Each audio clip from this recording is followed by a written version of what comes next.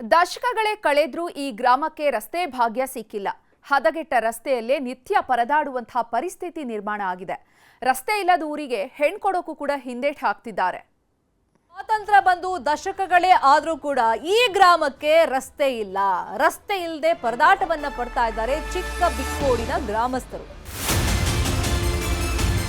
ನಡೆಯಕ್ಕೂ ಆಗಲ್ಲ, ರಸ್ತೆಯಲ್ಲಿ ಬೈಕಲ್ಲಿ ಹೋಗೋದಿರಲಿ. ಮಕ್ಕಳನ್ನು ಶಾಲೆಗೆ ಕಳಿಸಿದ್ರೆ ಅವ್ರು ಮತ್ತೆ ವಾಪಸ್ ಬರ್ತಾರೆ ಅನ್ನೋ ಗ್ಯಾರಂಟಿನೇ ಇರೋಲ್ಲ.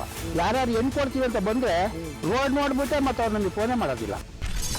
ದಶಕಗಳೇ ಕಳೆದ್ರೂ ಗ್ರಾಮಕ್ಕಿಲ್ಲ ರಸ್ತೆ ಭಾಗ್ಯ. ರಸ್ತೆ ಇಲ್ಲದ ಊರಿಗೆ ಕೊಡುತ್ತಿಲ್ವಂತೆ ಹೆಣ್ಣು. ಈ ಗ್ರಾಮದ ರಸ್ತೆಯನ್ನೊಮ್ಮೆ ನೋಡಿ.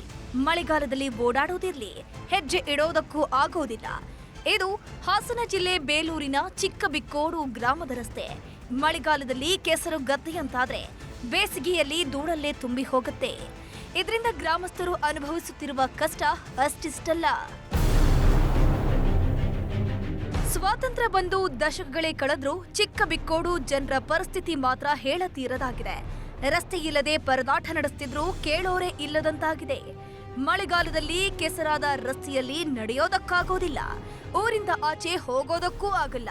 ಇದು ಮಲೆನಾಡ ಗ್ರಾಮವಾದ್ದರಿಂದ ಸುತ್ತಮುತ್ತ ಕಾಡಾನೆಗಳ ಹಿಂಡು ಬೀಡು ಬಿಟ್ಟಿವೆ.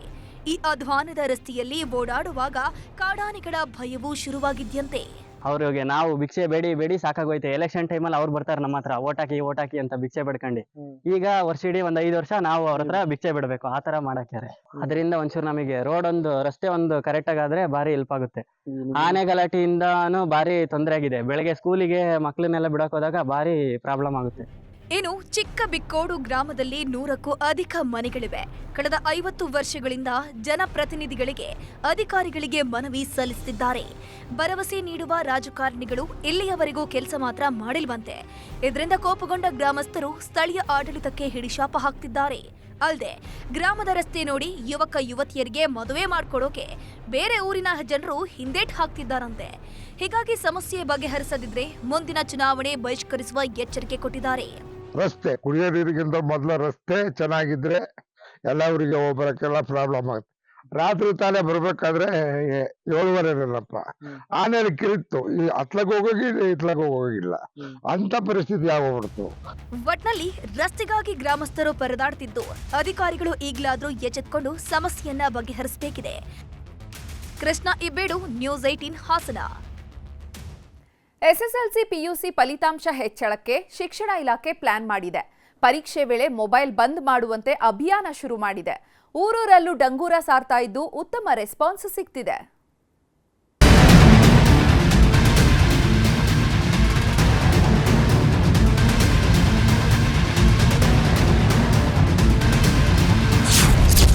ಎಸ್ಎಸ್ಎಲ್ಸಿ ಪಿಯುಸಿ ಪರೀಕ್ಷೆ ವೇಳೆ ಮೊಬೈಲ್ ಬಂದ್. ಊರೂರಲ್ಲೂ ಡಂಗೂರ, ಪೋಷಕರ ಬೆಂಬಲ. ಇದು ಡಿಜಿಟಲ್ ಯುಗ. ಮೊಬೈಲ್ ಇಲ್ಲ ಅಂದ್ರೆ ಬದುಕೇ ಇಲ್ಲ ಅನ್ನೋ ಹಾಗಾಗಿದೆ. ಮಕ್ಕಳಿಂದ ಹಿಡಿದು ವೃದ್ಧರವರೆಗೂ ಮೊಬೈಲ್ನದ್ದೇ ಹಾವಳಿ. ಈಗಿನ ಮಕ್ಕಳು ಊಟ ಬಿಟ್ಟರು ಮೊಬೈಲ್ ಬಿಡಲ್ಲ ಅಂತಾರೆ. ಓದಿನತ್ತ ಗಮನ ಹರಿಸದೆ ರೀಲ್ಸ್, ಗೇಮ್ ಅಂತ ಕಾಲ ಕಳೀತಿದ್ದಾರೆ. ಇದು ಭವಿಷ್ಯದ ಮೇಲೂ ಪರಿಣಾಮ ಬೀರುತ್ತಿದೆ. ಅದರಲ್ಲೂ ಎಸ್ಎಸ್ಎಲ್ಸಿ ಪಿಯುಸಿ ವಿದ್ಯಾರ್ಥಿಗಳಿಗೆ ದೊಡ್ಡ ಮಟ್ಟದಲ್ಲಿ ಎಫೆಕ್ಟ್ ಆಗ್ತಿದೆ. ಇದು ಪೋಷಕರ ಆತಂಕಕ್ಕೂ ಕಾರಣವಾಗ್ತಿದೆ. ಹೀಗಾಗಿ ಮೊಬೈಲ್ ಗೀಳು ಬಿಡಿಸೋದಕ್ಕೆ ಶಿಕ್ಷಣ ಇಲಾಖೆ ಮಾಸ್ಟರ್ ಪ್ಲಾನ್ ಮಾಡಿದೆ. ಪರೀಕ್ಷೆ ಸಮಯದಲ್ಲಿ ಮೊಬೈಲ್ ಬ್ಯಾನ್ ಅಭಿಯಾನ ಶುರು ಮಾಡಿದೆ.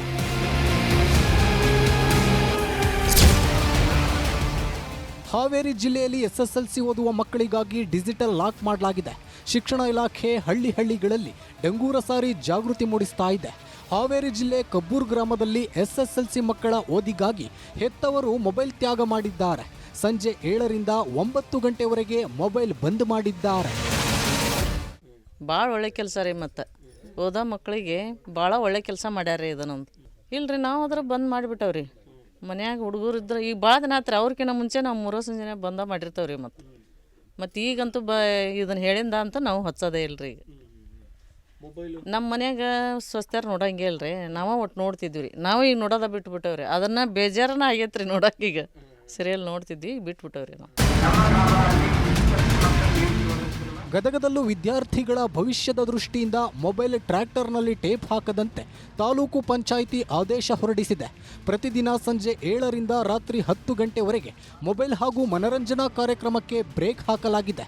ಮಗುವಿಗೆ ನನಗೆ ಇನ್ನಷ್ಟು ಬೆಂಬಲ ಬೇಕು ಅಂತ ಅನಿಸಬಾರ್ದು ಅನ್ನೋ ದೃಷ್ಟಿಯಿಂದ ಈ ವ್ಯವಸ್ಥೆಯನ್ನು ಮಾಡಲಾಗೈತಿ. ಸಾರ್ವಜನಿಕರು ಕೂಡ ಇದಕ್ಕೆ ಸ್ಪಂದನೆ ಮಾಡ್ತಾ ಇದ್ದಾರೆ.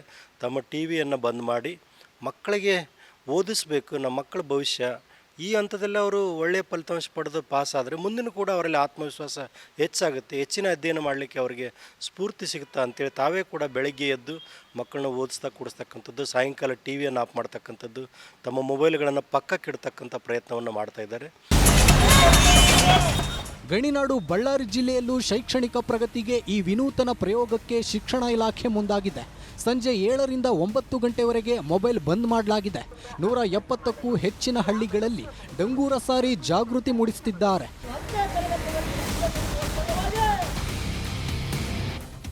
ಒಟ್ಟಾರೆ ವಿದ್ಯಾರ್ಥಿಗಳ ಭವಿಷ್ಯದ ದೃಷ್ಟಿಯಿಂದ ಶಿಕ್ಷಣ ಇಲಾಖೆ ಡಿಜಿಟಲ್ ಲಾಕ್ ಮಾಡ್ತಿದ್ದು ಜಿಲ್ಲೆಯಲ್ಲೂ ಉತ್ತಮ ರೆಸ್ಪಾನ್ಸ್ ಸಿಗ್ತಿದೆ. ಇದರಿಂದ ಉತ್ತಮ ರಿಸಲ್ಟ್ ಬರೋ ನಿರೀಕ್ಷೆ ಇದೆ. Bureau report, news 18.